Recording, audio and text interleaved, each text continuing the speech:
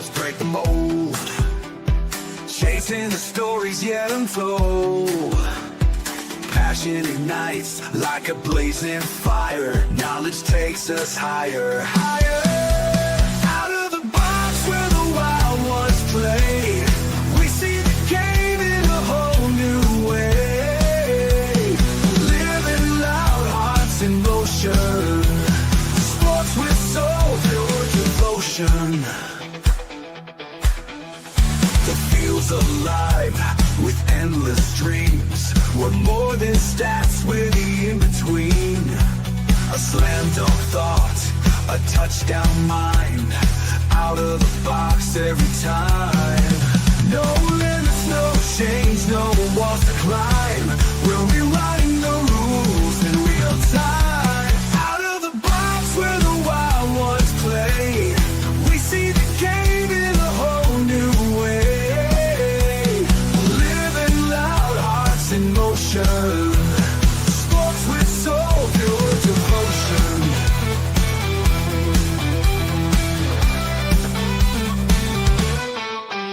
No limits, no chains, no walls to climb. We're rewriting the rules in real time. Out of the box where the wild ones play, we see the game in a whole new way.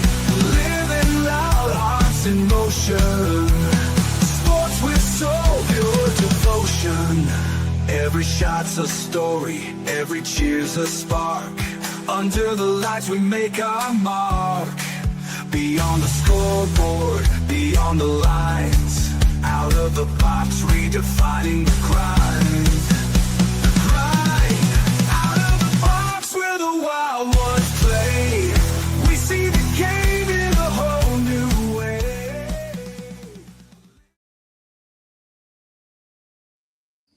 Hey, what is going on, everybody? You already know it is Friday. It is 7 p.m., and this is the way to start your weekend off. This is College Football Frenzy. My name is Paul Spencer. That guy next to me is Eddie Prather. What's going on, Eddie? Hey, Paul, not much. How about yourself? I'm doing good, man. It's a nice Friday night. It's like almost 85 degrees today. I couldn't believe it. I went outside. I had a hoodie on. I threw that thing off real quick, and I was about to throw on some shorts, man. It was so nice out tonight. But Eddie, it's Friday night, man. It's the eve of college football. We got a game. We had a game last night. It wasn't much of a game, Army versus East Carolina. But tonight we start off with the banger tonight, which is already on. I mean, you got Virginia and Florida State. We won't really talk about that game because it is live right now. But who do you think wins that game first, Eddie? Which game was that? Florida versus Virginia. Oh, boy. The battle of two Mongol teams. Yeah, I think it's overrated, honestly. I think Florida State is overrated. I mean, they are ranked in there, but I just don't know what Florida State is right now. I mean, it's different. I thought you said Florida. So no, they're on this weekend. FSU, Seminoles. Seminoles are pretty. I think Mike Norvell has them heading in the right direction. They finally have a quarterback. Yeah, I like that guy, Castellanos. He's okay. He doesn't turn the ball over. He shows a lot of moxie when he plays too. So Florida State is, looking up, but right now it's just that Miami team in that conference, Eddie. I mean, Virginia, they can score, man. They put up 40 points, back-to-back games already, and they look pretty good. But everybody's thinking that Florida State's going to rout this team tonight. Going into Virginia, I think Virginia could upset them tonight, though, Eddie. I really do. It's Virginia. I'm trying to remember the last time Virginia had a legit football program. Yeah, but they've been playing good this year. They've been playing, pretty good this year. So I think the line is like 10.5. I might take Virginia tonight, honestly. Not money line, but I think with the 10 points they could cover tonight, honestly. But Eddie, let's get into this, man. There's the big news this week, in coaching was Mike Gundy, man. The mullet's gone, dude. Eddie, this guy was like legend there. Mike Gundy, he's known everywhere. The mullet, him and Mike Leach were one of my two favorite coaches, in college football. But Eddie, I guess when you don't win, you can't even get out of the Big 12. You got to go, right? No matter who you are, right? I think that's the thing that has hurt Mike Gundy in Oklahoma State is that their sugar daddy passed away. I believe it was last year that big Booster Prickett, I think was his name. Yeah, I mean JB that's the Prickett. yeah, that's the thing too. I mean, when you lose a big booster, you know the NIL transfers now. The way to buy team players is through the NIL deals, and when you don't have the booster to do that, it's hard to get around and recruit people. The Big 12 is not what it used to be, Ed. I mean, you got Oklahoma moving, Texas moving. These lesser schools coming in to suffice the conference. But if you can't get out of the Big 12, then I don't care who you are, Eddie. You got to go. I mean, he had a legendary season though, Eddie. I mean, they were in the top 10, Eddie, from 2008, 2009, 10, 13, 15, 16, 17, 20, 21, and 22, all in the top 10, Eddie, at one point during the season. That's pretty serious when you talk about a head coach in college football, a tenured one. I think I would have probably given him a grace period year just because he has had what was it, 18 straight years with a winning record. Yeah, exactly. I think he's had one losing season his entire career, and that's pretty serious, Eddie. I mean, that was early in his tenure. He's reached 6 New Year Eve bowls, Eddie. The Cotton Bowl he won, the Fiesta Bowl he's won, the Cotton Bowl again, Sugar Bowl, and Fiesta Bowl. He's won all these big bowls. He brings in the money to the university. It's from his winning seasons from 2006 to 2023. That's his winning seasons. That he's 17 straight seasons. That's remarkable in college football. Think of it. You really play Texas every year, Oklahoma every year, Baylor when they were good.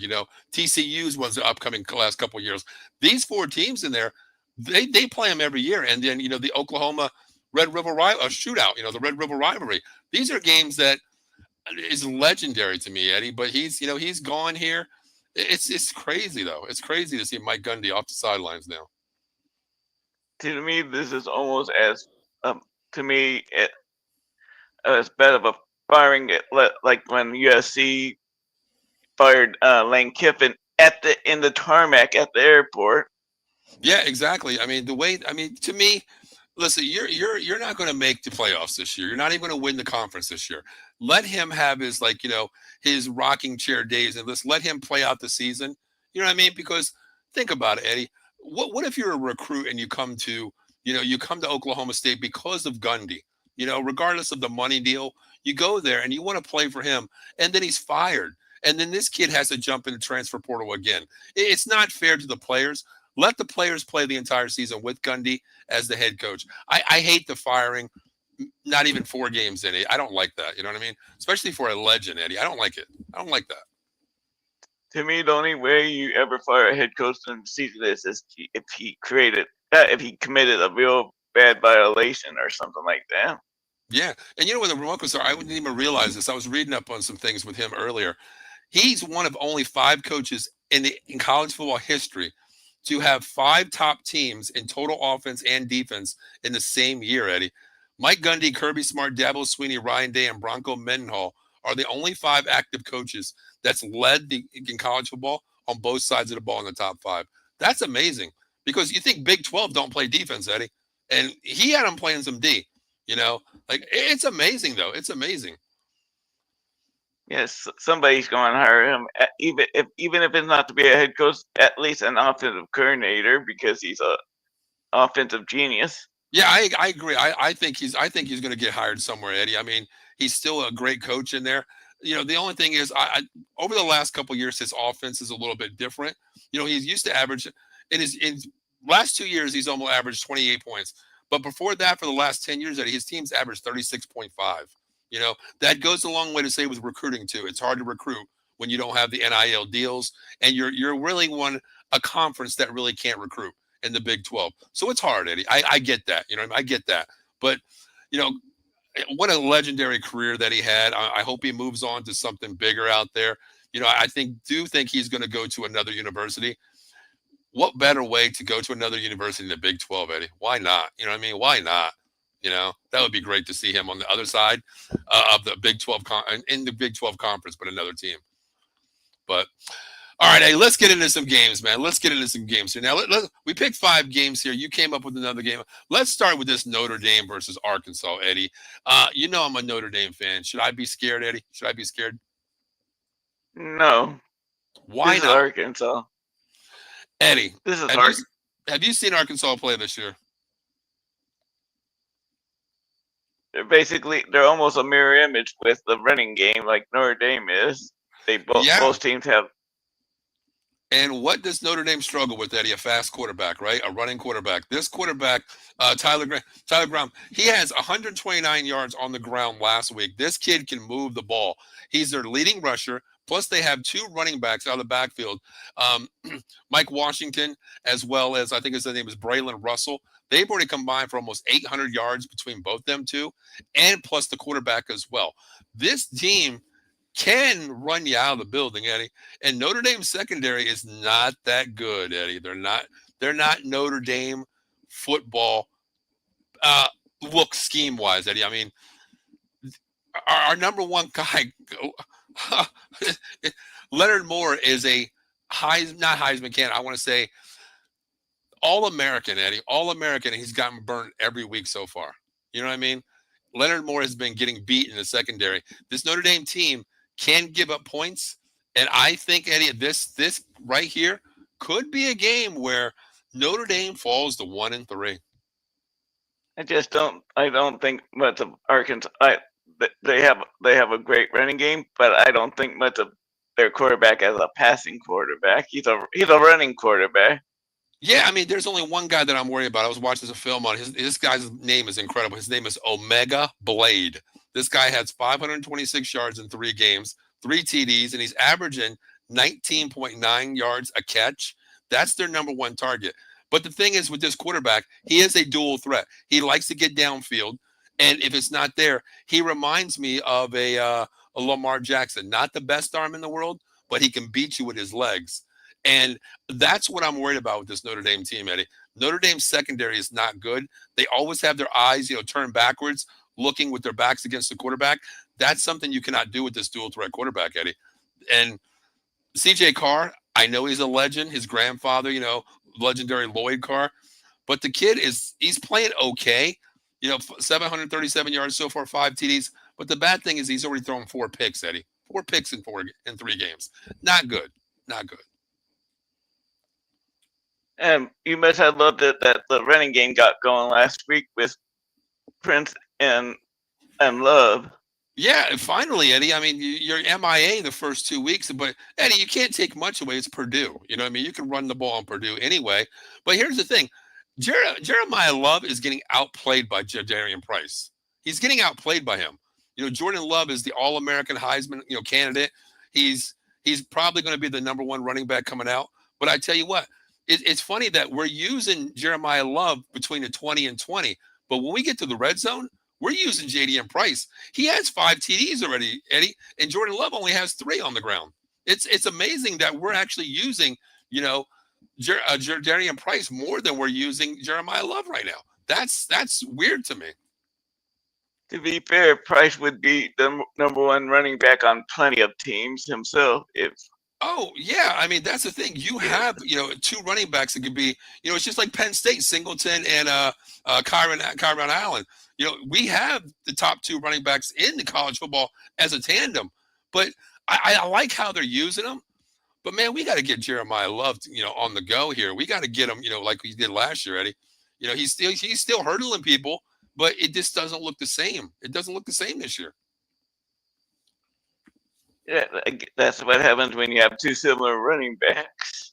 Yeah, and I think last year, too, is Riley Leonard opened it up a lot, too. You know what I mean? Because you have to compensate. Really, it's like last year running a wishbone, Eddie. Riley Leonard can run the ball. Jeremiah Love can run the ball. Jadarian Price can run the ball.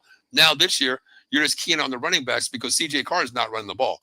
He is not running the ball this year, But my thing is, where is the passing game, Eddie? We go out and get Malachi Fields. Where did he come from? Arizona, I think it was last year. Comes over. I think ASU, I think. ASU, that's right, ASU. He was supposed to be like, a big recruit coming in. Eddie, he's not doing anything. He only has 10 catch balls for the season, 193 yards, 1 TD. Jordan Faison is outplaying him, our smaller guy. Eli Rowland, our tight end, He's playing better too, but Malachi needs to step up and catch the ball because Denbrock is not calling an offense right now. He's not calling anything. He's just barely winning games. And that's what scares me right now with this Notre Dame team. Yeah, don't. But it probably doesn't help that ASU probably has the better quarterback in Sam Levitt than Notre Dame has it. Not saying that Carr cannot be a better quarterback, but Carr's still very young. Yeah, I mean he's a redshirt freshman. I get that, Eddie, but still, I mean you're coming over here number one wide receiver. You know our number one wide receiver going in was Jaden Greathouse. He has only caught one ball the entire season and was a touchdown. Or I'm sorry, 2 catches, 1 touchdown. But they're not even using the pass game this year. They don't trust them. And everything, Eddie, was you look at week 1 against Miami. How many bubble screens can you run? I think it was 13 bubble screens the entire game. And then week 2 you cut it down to like 7. Then you went back to the running game against Purdue. But what can you take away playing Purdue? It's a little bit different. It's a Big Ten school, Eddie, but it's not, Miami's defense. It's not A&M's defense. It's not, one of these big schools that you're going to play. Now, this is the biggest test for Notre Dame remaining of the year. They don't have a big test after this. They have a cupcake schedule. They have to win this. This is where I think a team that could use Mike Gundy as their offensive coordinator to me is Notre Dame, and not this vanilla OC that they have. You know what? I would love that. Denbrock is an okay OC to me, but the thing is with him, I liked him to open it up a little bit. Riley Leonard last year, it was so vanilla. You've seen it, Eddie. He's just going to run the ball with Leonard, hand the ball off, take what the defense gives you.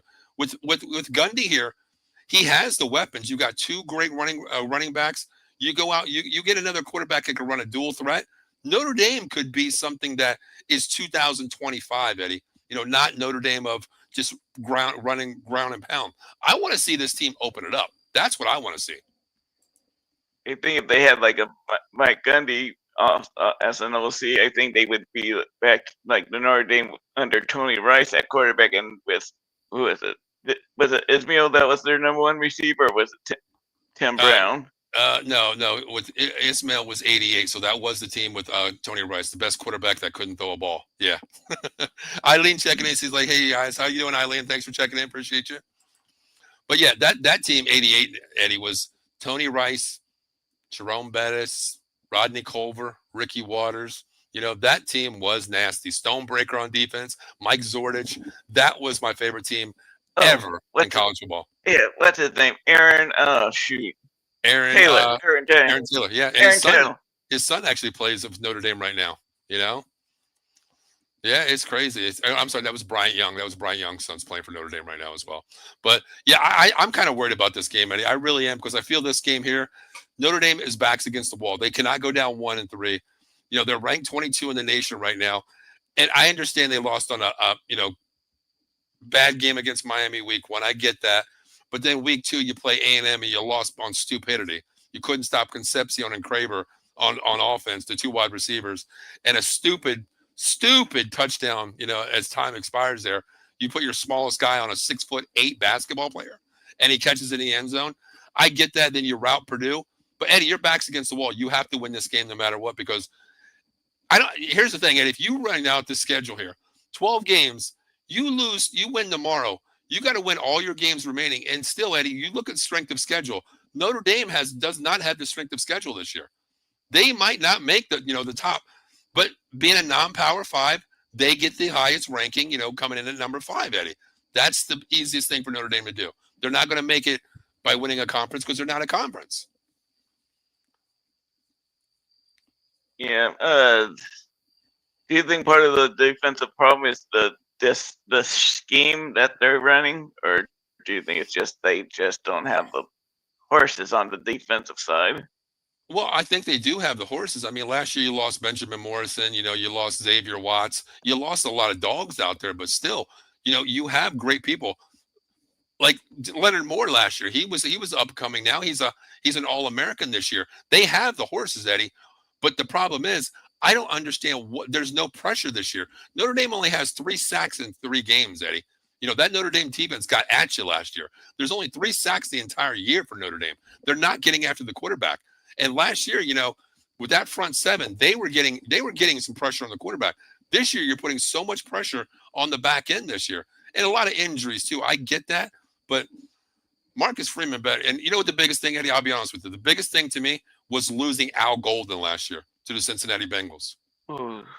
That's huge. Golden is a guru. He's a defensive guy that can, turn teams around. And he turned that Notre Dame team, that defense around.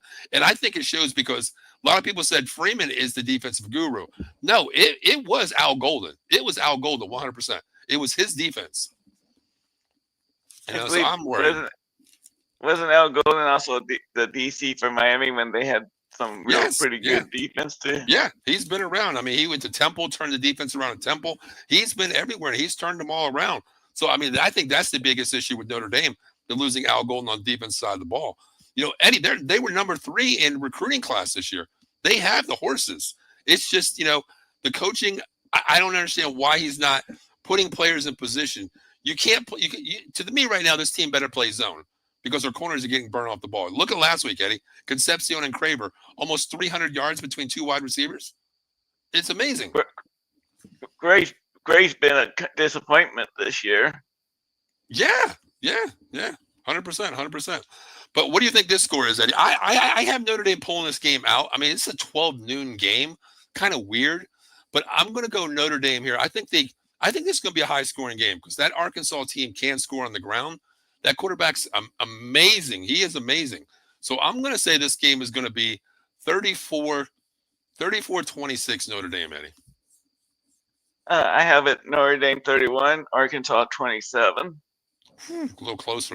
Okay, too close for me though, Eddie. Man, I can't have another heartache like this, Eddie. Especially after week 1 and 2 with Notre Dame. But let's talk about this game here, man. One team is playing pretty damn good. USC is playing pretty good ball here. But then you have Illinois. The question with Illinois, Eddie, what in the hell? Who is Illinois right now? What are they? Who are they? A team that got overhyped big time in the rankings. Eddie. Holy cow. Indiana 63-10 last week, Eddie. 63-10. Eddie, what was going on here? I haven't seen a belt to ass whooping like that since James Evans to Jr. on Good Times. Exactly. Now USC is coming in, man. They're moving the ball. They're ranked 21. Illinois dropped to 23. 4-0 USC. I love this kid, Jordan Mavia. I love this kid. He is a athlete. Almost 1,300 yards already, 9 TDs passing in 3-4 games. The kid looks good. I love this team right now. The big thing is they're moving the ball on the ground. They have solid wide receivers. USC is a team actually can do something now, Eddie, because Lincoln Riley finally has a quarterback. You know what I mean? He finally has another quarterback that he can get out of the pocket, scramble him, and it's USC football, Eddie. Speed. That's what they have. Illinois, I don't know what the hell they are right now. I really don't, Eddie. I don't know what they are. Illinois is a team that is lucky to play on the weaker part of the Big Ten, on the weaker division of the. Exactly. I really like this kid for USC, Lemon, I think's his last name. That's really talented. Yes, he is. Yes. I have his stats there, Jed. He has 24 for 538, 3 TDs already this year. I love him too. I mean, the running back as well. I like the running back too. Last name is Jordan. He has almost 500 yards on the ground this year too.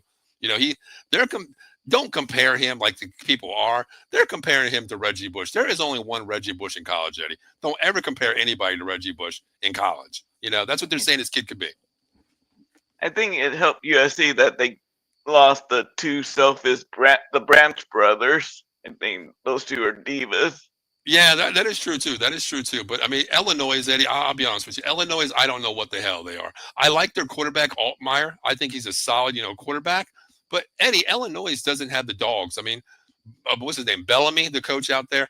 He's not just the best coach even in the conference, Eddie. I think Illinois is going to be bounced out of the top 25 this week. I think USC runs them out of the building because last week, Eddie, you looked at Indiana. Indiana, 63 points on them, Eddie. 63 points, You can't tell me Indiana has the same type of players that USC does. Not even close. No, and I think USC is a lot faster. I mean, you look at how they're running the ball, they're throwing the ball. Their quarterback is insane. Like you look at the last week's stats, Eddie. Illinois versus Indiana.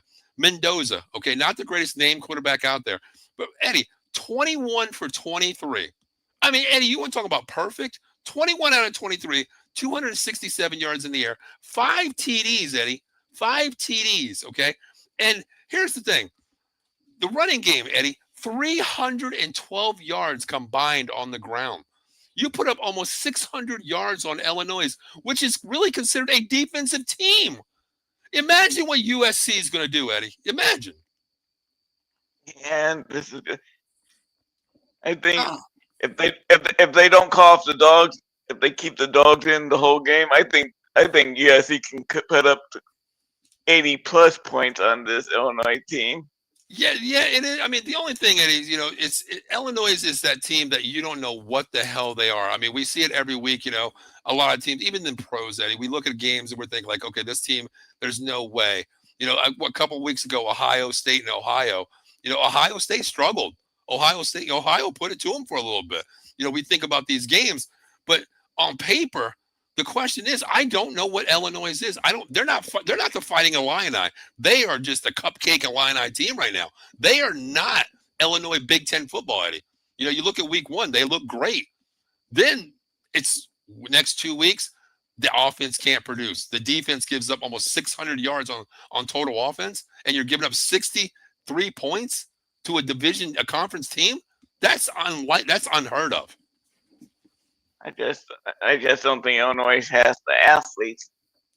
To me, this Illinois team was probably more built for the 1970s or something like that. They're not a very athletic team. I agree. And the secondary on Illinois better get ready because, I was watching, I wrote down a couple of stats when I was watching the game. I went back and watched some highlights of it.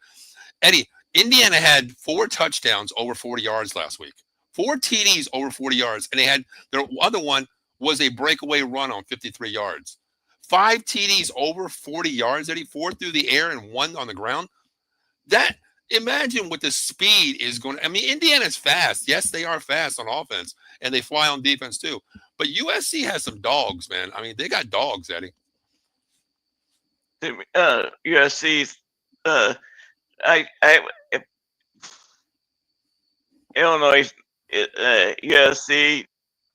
Do Illinois have Oregon on their schedule too? Another team that has speed coming out of the behinds. Well, right now, everybody in the conference has more speed than Illinois. I mean, Illinois and Iowa, I think they're 2 slowest teams in the division.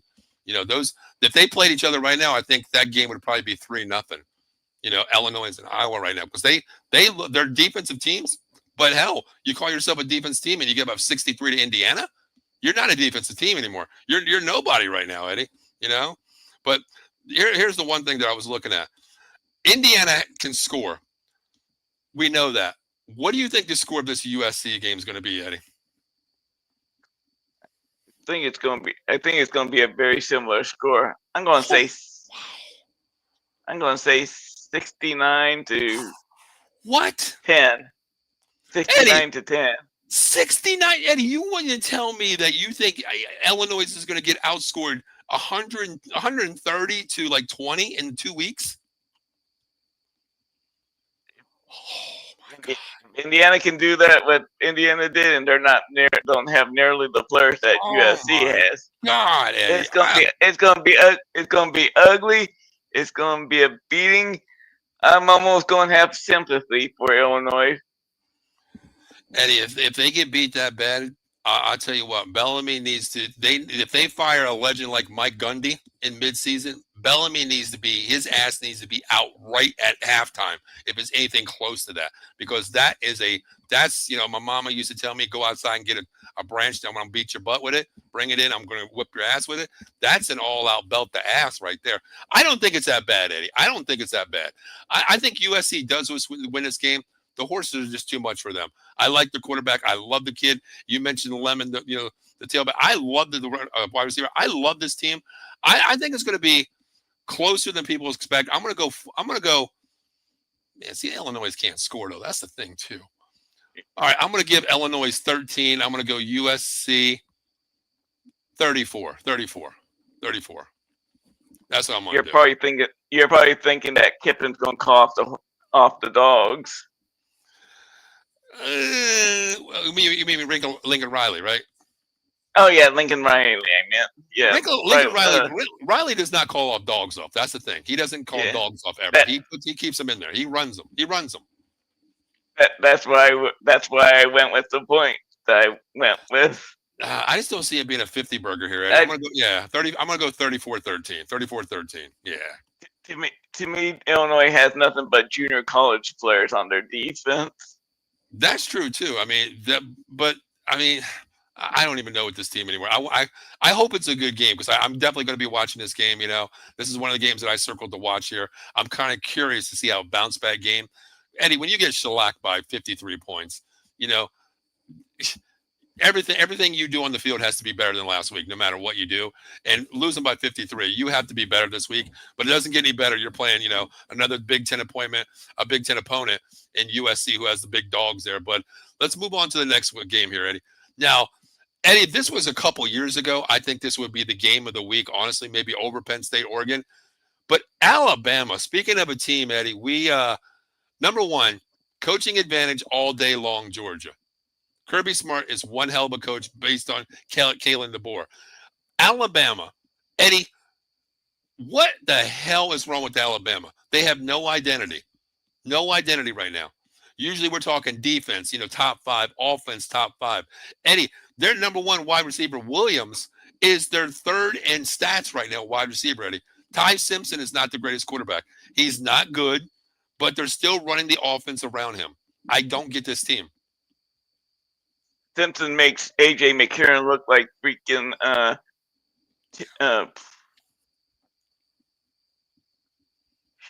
my mind's blank. Warren Moon out there. I get what you're saying. Yeah, I get what you're saying. I mean, honestly, you know, Notre Dame has a quarterback called named Ty Buckner, who was down there when Saban went down there. I think they would be better off with him. He can throw the ball and he can run the ball. This kid, Ty Simpson, I know he's young. He's like a CJ Carr, you know, young kid. But, Eddie, this offense does not look the same. I mean, we talk Bama. We talk run the ball, physically run the ball. And on defense side of the ball, Eddie, this team can beat you 3-0. They can hold you to 3-0. Eddie, this team's giving up some points. You know, we talk about, you know, drafting from Alabama every year. Eddie, I don't see anybody except 2 linebackers this year coming out of Alabama's defense. That's all I see this year. Their linebackers are studs. But, what's his name? Ryan Williams. He's a wide receiver. Everybody was talking about him being better than the kid from Ohio State, Jeremiah Smith. But he's only caught 5 balls the entire season, Eddie. I think Alabama made a real bad hire in hiring a West Coast head coach. In Kalen DeBoer. To me, he's too soft he's too soft for his style play. Is too soft for the SEC. I agree. Kalen DeBoer was the worst hire for Alabama. I mean, you went out and got his record proved it a little bit, but Eddie, you're playing in that wacky West out there, man. You're not coming to big, you know, SEC football here, and you're playing the big boys where your identity is based on your head coach. You know, Nick Saban, we know him. He carried marching orders. He carried a wooden stick on his back. You know, you screw up, run it again. You screw up, get off my field. That type. DeBoer is just, okay, guys, we have next week. No, in SEC football, when you're Alabama, there is no next week. Every week you win or you're done. Eddie, this game to me is when was the last time we seen Alabama ranked 17th, Eddie, in week 4? It's been a long couple decades, Eddie. Yeah, pre-Nick Saban. Pre-Nick Saban, exactly. Pre-Nick Saban. That's when Alabama was ranked out of the top 10. You know, I don't know what the identity of this team is. You know, their running game is not there. Their passing game is not there. They're struggling on both sides of the ball. You know, the only guy that I like is Devontae Lawson. He's leading. He's their high guy out there. He plays linebacker. He has almost 40 tackles already on the season. He's everything, Eddie. In the defensive front 4, there's no pressure from these Alabama defensive front 4. Nothing at all. 5 sacks the entire season, and you played lesser teams already, Eddie. Lesser teams. Alabama's defense is as soft as their head coach. It's an identity. Yeah. Yeah, Alabama has the running backs to run the ball. The ball's just not running. They do. They have the horses, Eddie. They do have the horses. I mean, you look at. I wrote a couple stats here. You know, was it rushing so far, Eddie? Now this is what gets me. A.K. Deer has 85 yards. Kevin Riley has 129 yards for the whole year so far. Eddie, the Alabama rushing game has only had 371 yards, Eddie. 371 yards for the season. That's not Alabama football. That's not. That under Saban, that would be like a game and a half for them. That's what I mean. I mean, you're playing lesser teams in the first couple of weeks here. You should be, blowing these teams out, getting your finesse going, learning what you're doing here scheme wise. You're right. If Saban was here, I can't. We can't say is 100%. But if Saban was here, he's pounding that rock. He's pounding that. A.K. Deer is a beautiful running back, very solid, very strong. But they're running him east to west. I mean, Saban's ball is get up the middle, pound it, make you stop us. You're not going to stop us. Then we open it up.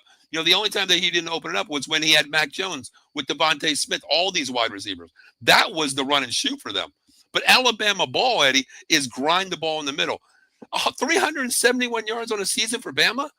Eddie, that's not Bama football. Yeah. Alabama has Emmitt Smith type running backs that are being completely misused. 100%. I'm just surprised that they're still ranked right now. If they win this game, they're going to jump up because they're Alabama. But, Eddie, you're playing the number 5 team in the nation here, Georgia Bulldogs.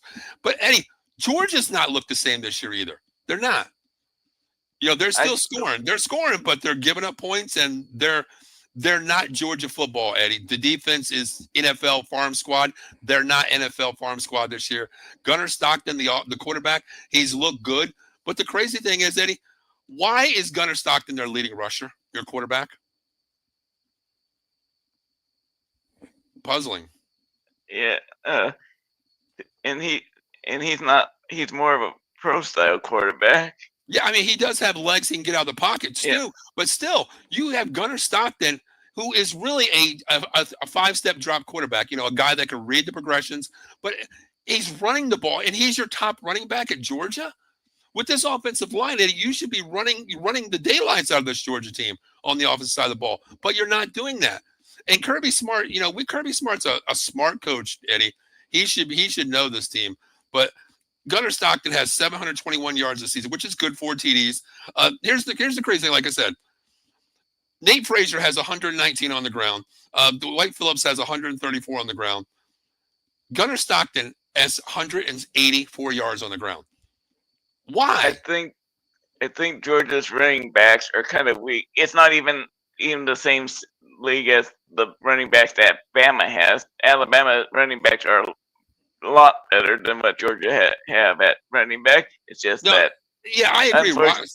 Yeah, I agree, Eddie. Roster-wise, I think Georgia, took a step back roster-wise from what we've seen in the past. I get that. But this offensive line is still stout, Eddie. You're ranging 320 to 350 all the way across the line. You can manhandle other teams in the division. You can still do that. But to put your quarterback in harm's way to let him run the ball the way he is. And the crazy thing is, Eddie, last week I watched the game. There was 5 design runs on Gunnar Stockton. Why do you run design runs? And he only got like 13 yards on 5 carries up the middle. I don't get that. That's not Georgia football. Georgia is just like Bama. Smash mouth, run the ball, set it all up, let them be physical, be more physical than anyone else. This is SEC, Eddie. This ain't pack, wacky pack, 55 or pack 2, whatever it is now, I'm not. At running back, I'm not sure if Georgia has little horses like Bama does. But I think since if running backs is their weakness, I would probably be passing the ball more at Georgia this year. I think that's Gunnar Stockton's strength, and I think that they have a pretty good group of receivers and tight ends at Georgia. Yeah, I mean, I like their tight ends. Zachary Branch, he's good. Colby Young, they both have over 200 yards so far together. Let's see, who else do they have? Here's the thing. I was looking at Gunnar Stockton's stats. We're not talking bad stats, Eddie. 63 completions out of 89 attempts for 721 with 4 TDs. The kid's got to air it out. The kid has the weapons, but you're utilized. To me, I think Kalen DeBoer is coaching the Georgia Bulldogs, Eddie, because they're not utilizing what their strength is. Gunnar Stockton is a good quarterback. He has legs, but get the ball downfield with this team. I just don't understand what Kirby's doing with this team right now. Foster checking in. You guys check him out, Bears Country Podcast on YouTube there. Bears fans. Foster, I'm still not happy with you. You kicked my ass last week with the Bears, but congratulations, as I said, and thank you for tuning in. He says, hi, Eileen. So, Eileen, it's your turn to reply back. But, Eddie, what do you think of this game? I got to reply for Foster. Hey, Foster, bleep your Bears. Hey, they beat us, man. They beat us. Hands down, they beat us. But what do you think about this game, Eddie? I mean, Alabama 17, Georgia 5th. What do you think, man? I think Georgia should be. I think if Alabama is not going, if Alabama chooses not to run the ball against this kind of weaker Georgia defense than they usually have, it's going to be somebody needs to have a talk with the ball. And see, to me, I would be.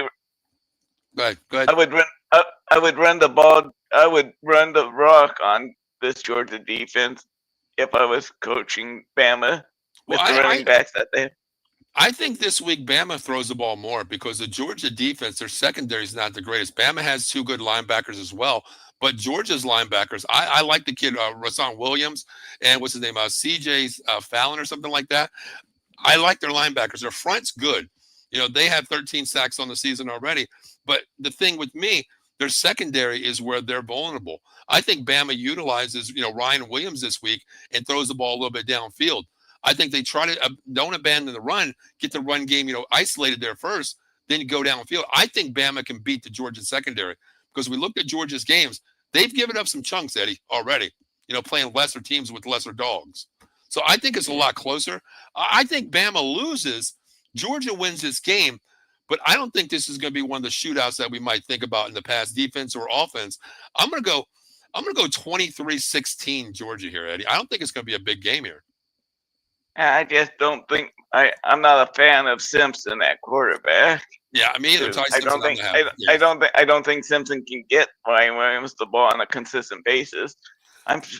Georgia 31, Bama 17. Wow, so you got it kind of close as well, right? A couple of touchdowns there. 2 touchdowns, okay. Because I think the line was like 4.5 or something like that, Georgia side. But yeah, I think Georgia covers this game. All right, let's go into a game, Eddie. This atmosphere right here, I'm telling you. I was blessed last year to go to the whiteout game, Ohio State versus Penn State. My first game ever at Happy Valley Beaver Stadium. And I tell you what, Eddie, the atmosphere makes you want to jump up and you want to get in the game. I didn't think it was like that. I thought it was all hype. But I'll tell you what, that crowd at nighttime is going to be rocking when the Ducks come to Beaver Stadium, Eddie. Let's talk about this game here. Penn State, rank number 3 in the nation. Ohio State or Oregon is ranked number 6, Eddie. We're talking speed versus defense. Something's got to give, right? Let's start with Oregon. Where are we on Oregon? Oregon, it's all about speed. It is. Yes, it is. 100%. I don't think you'll find a team in the country that has more speed than Oregon has. No, I mean, you start with their quarterback, Dante Moore. He's a small guy. He's like a Jaden Daniels-sized quarterback, Eddie. But this kid, man, he can run the ball. He can throw the ball. 71 for 95 on the season, 999 yards so far. Eddie, 11 touchdowns. 11 touchdowns, 1 pick in 4 games. He can throw the ball. Eddie, on the ground, let's talk about him on the ground, Eddie. 244 yards as well on the ground already. The kid is a dual threat quarterback. And it's speed. Speed. And didn't UCLA have him at one point before he transferred? Yes, they did. Yes, they did. He's like 3 times the quarterback than the quarterback they got from Tennessee at UCLA. Nico, whatever his name is. Yeah, Mr. NIL. Mr. I want more money on my NIL deal. Yeah, that guy, Nico. Yep. But Eddie, you're right. Their speed, man. Jaden Lindman, 32 carries, 245. Darian Hill, 16 for 188. And then you got Noah Whittingham, 14 for 159. Eddie, their running backs are almost 700 yards on the ground in 4 games.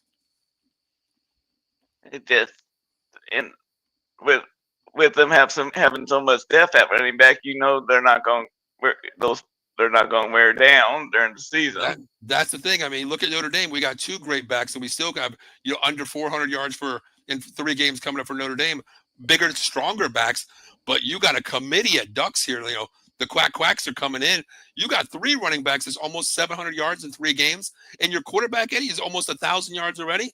This is some serious offense, Eddie. Serious offense, But even the wide receivers, Eddie, the one kid, what's his name, Drake Ken Moore, he has like 250 yards just by himself this year. He has 3 TDs.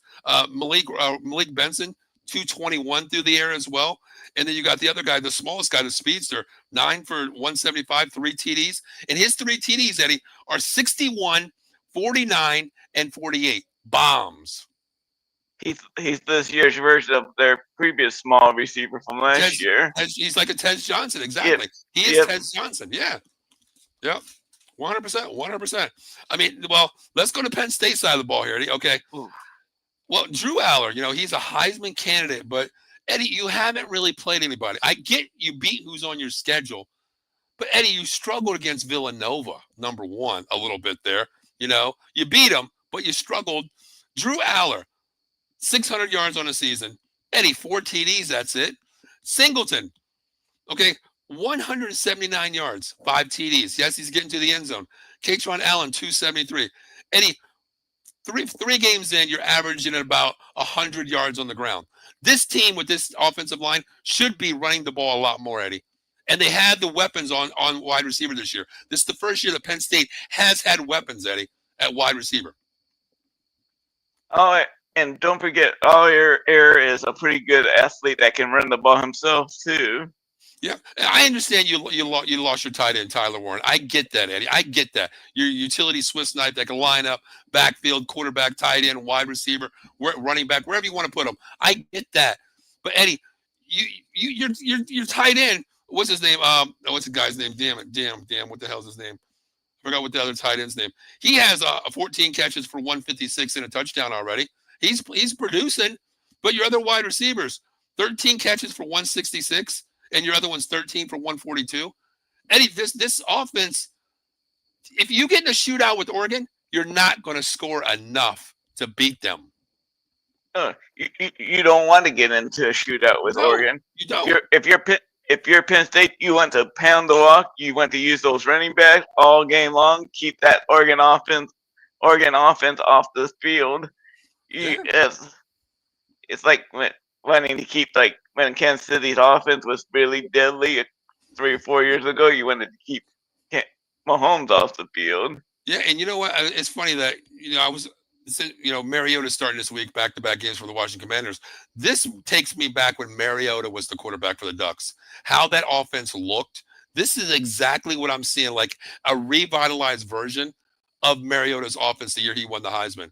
This team can run, they can throw, and Eddie, the biggest thing is they win close games. They haven't really, blown anybody out this year, but Eddie, they're winning games on the defense side of the ball too. And the Ducks really never played defense. They want to get in a shootout and just run you to death. But this Oregon team, Eddie, is so deep on the offense side of the ball. 3 running backs over almost 700 yards already between 3 of them. And there is no I at running back, Eddie. It's 3 running backs doing the job. And that can run you out of the building. Just imagine, hey, it's first down, first set, they get a first down. Next set of series comes in, next first down, they're bringing their other back in. They're never going to get tired. That's the thing. And then your quarterback almost has 200 on the ground as well. Dante Moore can run too. They can run you out of this building. I thought about Penn State winning this game, Eddie, but the way I'm looking at this, I went back and watched some film on Oregon and Penn State's defense. Penn State's defense is good, but Eddie, you can't tackle what you can't catch, man. I have to agree with that. Aller's having a good year, but Eddie, he hasn't shown me anything that he can put a team on his back. Last year, God, look at Tyler Warren. He saved their asses how many times last year, Eddie? How many times last year? This year, they don't have it, Eddie. They don't have it. To me, this offense is so much I want to say underachieving, Eddie. Underachieving is the word I want to use for Penn State this year. Their offense. Defense is playing good, but the offense side of the ball is underachieving. You got the weapons this year. I just don't understand it. I don't know, Eddie. Now, the line on this game I want to look at real quick. Penn State is actually favored by 2.5, Eddie. I think I like Oregon in this game just because of the speed factor, and they're actually Oregon looks like they actually might have a pretty decent defense. Yeah, I mean, Oregon their defense is good, Eddie. I mean, I wrote things here because I wouldn't remember it. Now, Oregon, this is the crazy thing, Eddie. Okay, wow. What do you think Oregon averages per game this year, Eddie, in 4 games? On the offensive side or defensive side? Point wise for Right. offense. Let's see here. I say around 38, They're 40 averaging points. They're averaging 51 points a game right now, Eddie, for 4 games. Penn State is averaging 32. Penn State hasn't played anybody, Eddie. That's the crazy thing. Now, Oregon's defense allows 21 points. Penn State's defense allows 16 so far average. Eddie, I think this game here is going to get out of hand quick.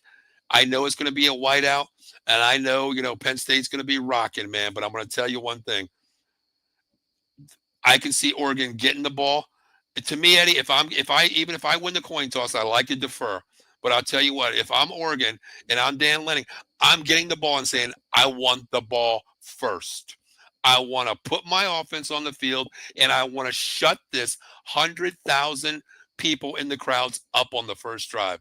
And I want to run to the end zone, go up 7-0, and then make Penn State get in a track meet with my athletes. To me, yeah, I just don't think Penn State's home field advantage is that big of a difference maker. Not with when you're playing a team that has the skill players that Oregon has. See, that's true too, Eddie. I mean, I get that. I get that. Penn State is one of the schools, like, you go to Notre Dame, you see Touchdown Jesus, you hear, the Irish band playing. That is mystique. That plays in your mind a little bit. But Eddie, Oregon has been in the top 6 every year for the past almost 10 years. They've been there. They've done that. They have a coach that plays no nonsense. Look 2 years ago with the bullshit at Colorado. We don't play for views. We play for wins. That's the head coach that Oregon has. He plays to win. He plays to beat you. He plays to demolish you. He plays to win a national championship. Kurt Franklin is just have the Penn State 100,000, crowd. That's all he has. I get it for the lesser team coming in there. Oh my God, it's a whiteout game. Wow, this is insane. You're taking pictures yourself at the crowd. But Oregon, it ain't about that, man. It's not about that. I still enjoy that whooping Oregon put on Coach Prime. Oh yeah, the Dan Lanning game. We don't play for views. We play for wins. Take your sunglasses off when you have an interview, Coach Prime. That's what he said. You can see my face. I don't need to hide. That's Dan Lanning. That's their coach. But do you think? Okay, Oregon's already been here for a day and a half. Okay, there is no jet lag being here 2 days, right? You don't think so, right? There's no jet lag. Okay, that's my only concern. You're coming from West Coast. The best thing to happen is you're playing a 7:30 game, Eddie. If this was a noon game, I might take Penn State on a noon game because really, you're in the West Coast, Eddie. You're 3 hours back from me. You're playing at 9 a.m. You know what I mean? If it's a 12 a.m. here, you're playing at 4 o'clock. A lot of your games are 4 o'clock games. So I don't hold that against, Oregon at all being a later team here. I think Oregon routes this team. I had Penn State when I was talking to Mike Loro on Props, Locks, and Parlays on It's Rap Sports. We talked about it. I said I would take Penn State, but Eddie, I'm totally flipped right now. I'll tell you what. I'm going to go Oregon. You don't even have to give me the 3, Eddie. You don't even have to I'll give you 3. Put it that way. I think Oregon wins by 13 or more. I'm going to go. The over is 53. I think it's definitely over. I'm going to go 38-23. Quack, quack, Ducks all the way. I'm going to go Oregon 41 to 17. 41-17? Just too much speed. Wow, 41-17. Okay. and those blurs are not going to wear out because they split time. See, that's the thing. Oregon's offense, man, they can just beat you in so many ways. I mean, if you put 9 in the box against those, those trio running backs, Dante Moore can beat you. I mean, I'm not saying he's Lamar Jackson, speed wise, but the kid can get out of the pocket, Eddie. He has an arm to get you downfield too. Pick your poison. The wide receivers. I feel sorry. I feel sorry for the Penn State secondary, Eddie, because you lose Tez Johnson, Eddie, but then you bring in another wide receiver who's even faster. It's insane. I'm talking like, remember the movie Top Gun where Goose said, "Where'd he go?" And he said, "Where'd who go?" That's exactly what the Penn State secondary is going to be like, Eddie. Where'd he go? It's going to be like Donovan Wilson playing defense, Eddie, for the Dallas Cowboys. Oh, that's my man. He blew by me. That's what I see Oregon doing. I think Oregon runs them out of the building, Eddie. Yeah, Oregon gets track stars that can actually play football. Yeah, that's the thing too. I mean, they got the horses out there. Penn State has horses, Eddie. But I'll tell you what, Penn State's horses are still in the gate compared to Oregon's horses, because once they hear the whistle blow, they're out of the gates and they're running, Eddie. They're running. But Eddie, real quick with this Penn State game. Okay. They're ranked number 3 in the nation right now, Eddie. They drop here, depending on how bad they get beat, or if they win, vice versa. They could jump up to number 1, possibly if they win. They lose by close, they probably drop to like 7 or 8. They lose bad, they're going to drop to like 11 to 12 most likely. What does this do for James Franklin, Eddie? He's always the topic. What does this do for James Franklin if he loses this game? A whiteout at home. Number 3 in the nation, Eddie. Number 3 in the nation. It would go back to the talk of James Franklin coming up short in big games. Yeah. See, that's the thing. Last year, Eddie, he lost to Ohio State, right? He lost to Ohio State. Well, you get to the BCS and you lose to who? Notre Dame, who has one identity: run the ball, and you got beat by them. Big game, big game. This game is a big game. Whiteout, 3 versus 6. This could mean whoever wins this game, Eddie, is guaranteed a shot in the Big Ten title. One loss. If Ohio State loses one game, Oregon loses one game, they're going to be in, because whoever beats the odd man out is going to get to the Big Ten championship. So if Penn State loses this game, they could be out of the Big Ten championship, Eddie. Do they play against Ohio State this year? Penn State does not play Ohio State. Oh, so a loss to Oregon would definitely hurt them. That's exactly what I mean, because Ohio State plays Oregon. Okay, that could be, if Oregon wins this game, Ohio State loses. That's Oregon definitely being the outright winner until the championship game. If Ohio State wins, Oregon loses. Okay, it's going to be vice versa. But Penn State is going to be the odd man out because they don't play Ohio State, and Oregon plays both teams, so they're going to have the right to go, even if it's a split. Because if Oregon beats Penn State, well, Penn State, you lose by a tiebreaker due to the fact that strength of schedule. That's how it goes, strength of schedule in the Big Ten conference-wise. So you would be the odd man out because Oregon played Ohio State and Penn State. Oregon would have the head-to-head advantage over exactly. Over Penn State. And then even if it goes like 1-1 in the division, all three of these teams lose one game, it goes down to strength, who you beat, the better, the head-to-head rating, like you said, and that holds the advantage for Oregon because they beat Penn State. Even if they lose to Ohio State, you still beat Penn State, which pushes you to the number 3 spot. So they have to win this game. They have to win this game. I'm glad in the Big Ten that they got rid of the winner on the weaker part of the Big Ten gets into the Big Ten. I hate that. I hate that too, Eddie, because you know what? You got a varsity level squad on one side. What they call the North and South or something, whatever the hell it was. You got the higher conference winning, in an all-out gauntlet that you're playing the better teams. You lose 2 games, or you lose 3 games in that division, that side of the division. You go to the Big Ten championship. You're going to rout the team that's undefeated because they're bad in the division, that side of the ball. But I like how they're doing it. The rankings, the ratings, the record reflects what you are. The SEC did the same thing, Eddie. They used to have conference-wise, division-wise, like a red and white division. Now it's one division the best of the best get there. That's what I like to see. That's what I like to see. Because if you're on the weak side of the division, Eddie, you get a chance to go. You don't deserve to be there when you get beat by 50. You don't. Very simple. But man, Iowa being in the Big Ten championship game was always a joke. What before? Oh, Iowa. Oh yeah. Exactly. Yeah, Iowa. Yeah, they're just another team. I honestly don't think they have an offensive touchdown by a wide receiver yet this year either. That's insane. They're tied. They're tied in university. I get that, but Iowa. There's two teams that kind of make me suspicious right now. There's a lot of teams, honestly. I can even go Alabama, Georgia in some ways, but the two teams that really puzzle me right now are Iowa and number 1 Illinois. Yeah, I was going to say Illinois was, but then last week that was put to rest with the beat down they took. I mean, okay, is Indiana that good? Eddie, last year they were the Cinderella team. I get that, but this year they've lost a couple players. They next man up. I get that, but are they that good to put up 63 on an Illinois team that was ranked number 9 in the nation? I think they are that much better than Illinois. I think Indiana is well coached, and Mendoza's a nice little quarterback. He's a good addition. Yeah, I like the kid. Yeah.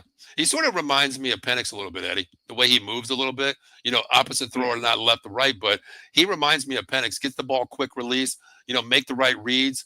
And the thing is, they're protecting your quarterback, man. He hasn't gotten touched all year. No sacks on this kid yet. They're protecting the kid, which is good. But Eddie, before we get out of here, I do want to talk some Heisman real quick. We did the week 1 here, a couple of weeks, 3 weeks, 4 weeks ago, and we came up with some Heisman hopefuls. Archie Manning led the league, Eddie, number 1, Heisman hopeful. Eddie, he's off my radar. Drew Aller's off my radar. Cade Klubnik, I don't even know who the hell this kid is anymore. Newsmeyer, maybe Newsmeyer. We talked about what what's his name? Sellers down in South Carolina.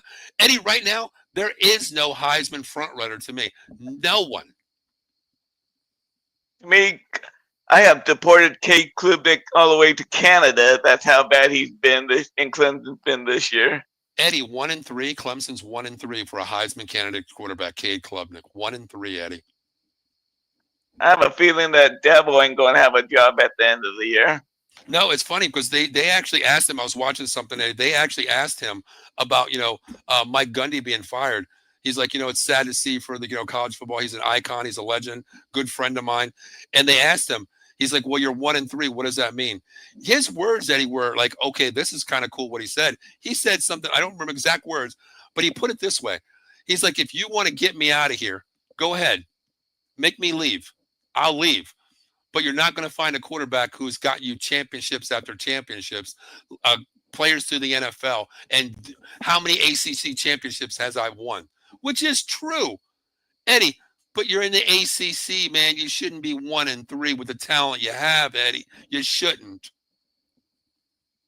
I just think that shows how important that Trevor Lawrence and Watson were to Clemson, because without them, Dabo Swinney's been a pretty mediocre head coach. And you know what? You look at the offense with Trevor Lawrence out there. Sunshine threw the ball. He ran the ball. 6'8" quarterback. There was a hybrid guy. Deshaun Watson, another guy with the arm. And in college, you couldn't catch him. He was fast. He was lightning. Great decision maker. Great arm. But then you go to Cade Klubnik. Eddie, that's a different quarterback right there, man. Your offense has totally changed. 100%. It's a night and day. It's a night and day effect. But who is there anyone that you can say if the Heisman voting right now, Eddie? We were one of the voters, and it came down to your decision. Who you giving the? And I know there's some dark horses out there, Eddie. We're not, it's hard to come up with a dark horse. But out of the favorites, who would you say is your Heisman guy? Jeremiah Smith hasn't done crap for Ohio State, Eddie.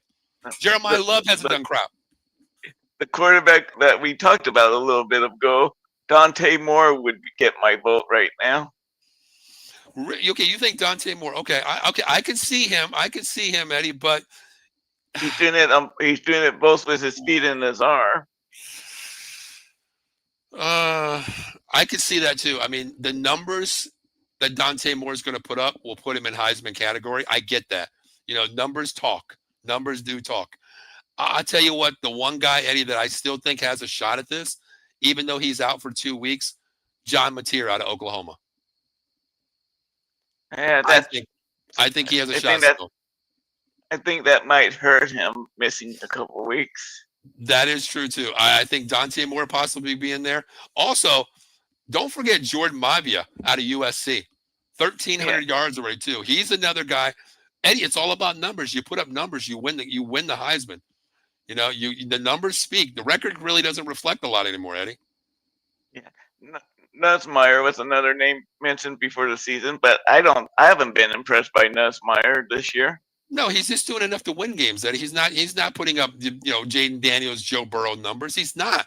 They're winning games based on defense and close games. You're not putting the team on your back.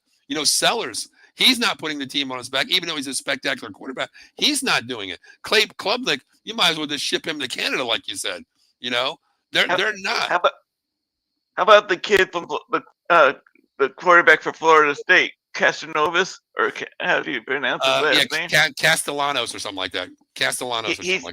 He has helped turn Florida State around from what they have been the last couple of years. Yeah, but Eddie, I mean, anybody can turn that around, right? I mean, you don't have to be that good to turn Florida State around, right? But okay, I can put him in there. His numbers are good. I get that. But to me, when you're Florida State, here's my thing, Eddie. I'm being biased here. I don't think ACC numbers reflect if you play in a different conference. Okay, I give Dante Moore the respect. He plays in the Big Ten, Eddie. He plays in the Big Ten. Mateer plays in the SEC.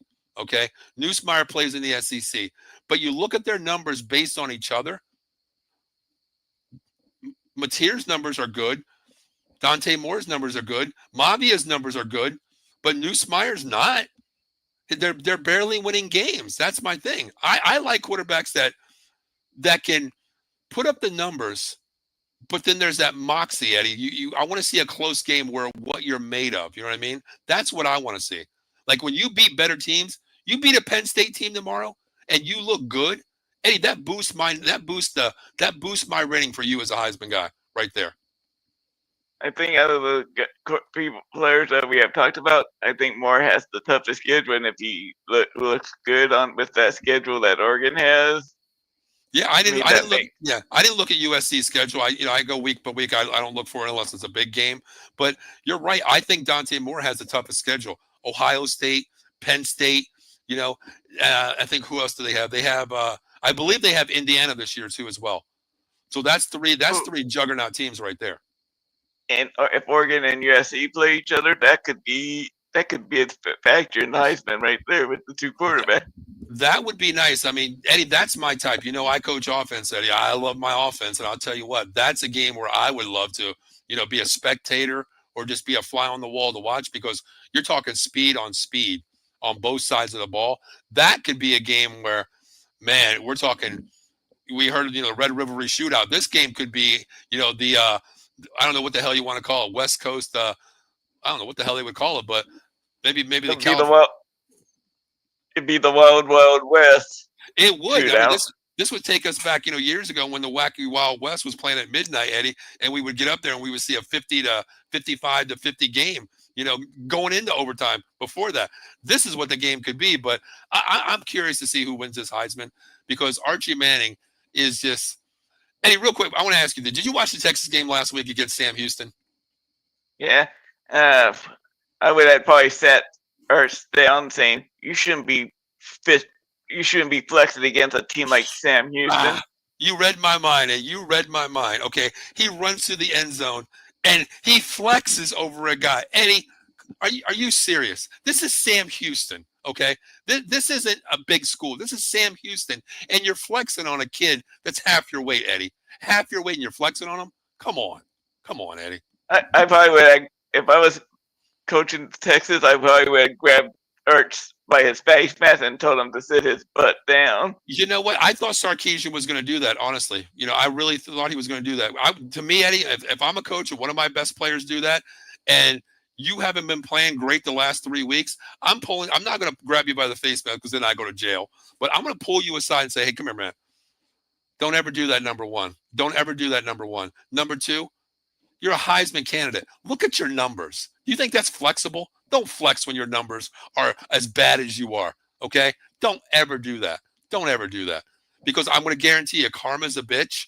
One day you're going to be rolling out of the pocket and you're going to get leveled by a safety, a linebacker coming across the middle. And just remember when you flexed on a 90-pound wet noodle. Don't ever do that again, Arch Manning. Don't ever do that again. That was ridiculous. That was ridiculous. You know, I bet he got. I bet he got a phone call from at least one of his uncles about that. and you know what? I bet he did. I really think Peyton would have called him first because Peyton was never. He talked, but he was never. He was a sportsman guy, Eddie. You know that. You know he never took shots at people. I think Peyton would have got into his ass and say, "Hey, look, the only reason you're a Heisman candidate was our name, Manning, number one. Don't ever do that. Don't ruin our name, number one. We both won Super Bowls. Kid, you're in college and you haven't even made it to the championship game yet. You're not where you're supposed to be. Relax a little bit. Relax. You know. Peyton did call out one person, that idiot drunk kicker. Oh yeah, you're right about that. He did that. I remember that one. Yep. But But the big game tomorrow night is in Pennsylvania. So listen, if you're in Pennsylvania tomorrow night and you get hurt, make sure you reach out to 1-800-HURT-123. Attorney Jason 5, Big Al, motor vehicle accident, slip and fall, workman's comp, personal injury claims. He has you covered in Philadelphia, Cherry Hill, and Pittsburgh. So if you get hurt at the Happy Valley tomorrow, Pittsburgh would be the closest office, 412-365-8151 or 1-800-HURT-123. Mention Out of the Box Sports Entertainment. No recovery, no fee, and I guarantee you the unheard of rate of 33.33% by mentioning the name Out of the Box Sports Entertainment. So if you get hurt, make sure you call him, 1-800-HURT-123. He'll take care of you. Eddie, what do we got going on, man? Our next show together is what? Wednesday night, Cowboys Weekly, right? Yep. Hoping. I have a bad feeling that it's going to be like last Sunday. You're right. I mean, it could be bad. It could be ugly, but we won't talk about that here. We're going to enjoy our college football until Sunday. We might get an ass beaten. We don't know. But the next show on the network is going to be tomorrow morning, 11 a.m. and 30 minutes after the game. Notre Dame takes on Arkansas tomorrow. I'm a big Golden Dome fan, and so I'll be there tomorrow giving that both pre and post game shows. So, Eddie, man, it's been a week in college football. I don't even know what the score is for the Virginia game. Did you catch the score real quick? No, I don't even have the game on yet. Let me see. So. Let me pull it up real quick. Do you think this is Notre Dame's last real test for the regular season? If they can get past Arkansas? Oh yeah, this is an easy game. I mean, they have. Well, you know what? I'll take that back. Eddie, because they do play a team that's on the rise right now, and that's USC. Oh yeah. Okay. USC. I mean, I'm just glad. Yeah, in the beginning of the season, I didn't think USC was going to be the way they are playing right now, so I didn't consider that to be a big game. But they do play USC this year late, and this year it is, I believe, if I'm not mistaken, it is in at the Rose Bowl out there, Eddie. Ooh. I'm just going to pull up the score real quick. Kind of curious. Wow. Okay, Eddie. What do we talk about Florida State, right? What do we talk about Florida State? You said this was a route, right? Yeah. You're wrong. Yep. You're wrong. They're down already. Virginia 14-7 already. Where's the defense? The defense that played against Alabama. That destroyed Alabama. You're playing against Kalen DeBoer. That's the problem. It's 14-7 Virginia right now. 14-7 Virginia. It's second quarter, 8:31 left. Second and 11. Florida State has the ball on the Virginia 37-yard line. So possibly they could score here to tie it, let alone a field goal 10-14 or tie it 14-14. But Virginia is up 14-7 right now, Eddie. Mid-second. Yeah, losing to Virginia is like losing to Sam Houston State. Yeah, it's like Notre Dame losing to I don't even want to mention it last year. You know what I mean? But you ready to get out of here, Eddie? Let's go watch some college football. Definitely. Let's go watch some Florida State. I want to hear this chop die tonight. So my name is Paul Spencer. That is Eddie Prather. We'll be back next Friday night on College Football Frenzy, talking about these games plus a couple more, and also looking into the next week. So, guys, make sure you follow Out of the Box Sports Entertainment, YouTube, Facebook, Twitch, Twitter, all of our shows 7 days a week. We have something for everybody. If you don't like what you see, let us know what you want to see, and we could probably do it. If you want to be a host out there, reach out to one of the hosts out here, including myself, and we'll get you started no matter what you want to do, as long as it's sports and entertainment, and just be passionate about what you do and love. So until then, we'll see you next week. We're out of here, Eddie.